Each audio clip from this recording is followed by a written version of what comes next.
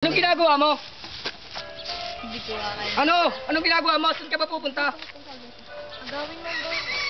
Saan ka ba pupunta? Saan ka ba pupunta? Doon muna kami sa amin. Huwag mo itapon, may speaker yun. Speaker yun. Anak ng pating naman, oh. Ang layo-layo ng Bicol. Bakit na naman? Ayaw kumain. May ubo. May sipon. May lagnat. May panggamot ka, ha? May binibigay ka ba? Bibigay ko ang GM. Basta, mamaya ang pera. Kami nang bahala. Oh, eto. Pagpasensya mo na lang muna. Barya. Hindi tatanggapin na, no? Barya. Barya. Bakit? Kulang? Yan na lang ba ang sagot mo sa lahat ng gastusin? Magkamot ka. Anong gastusin na sinasabi? Anong gustusin na sinasabi mo? Nakuha lang cable natin. Jumper ang kuryente. Illegal ang tubig. Anong gastusin? Nag-aaral na ba yung anak mo? Nag-aaral na ba yung anak mo? Sigaw mo! Hindi ko yung sigaw. Nagpagas na nga. Sigaw nyo pa. Nag-aaral na ba yung anak mo? Namamasahe ka ba papunta sa kanto? Humihingi ba ako sa'yo ng fried chicken para ay ulam?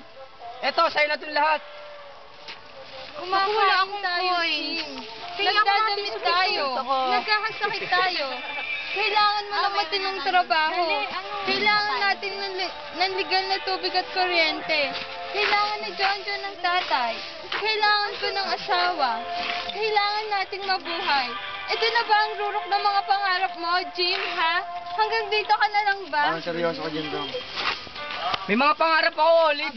Huwag mo ako mamadaliin. Jim, buntis ako. Yan na. Ang ginatatawa sa sinay. Yan na. Buntis ako, Olive.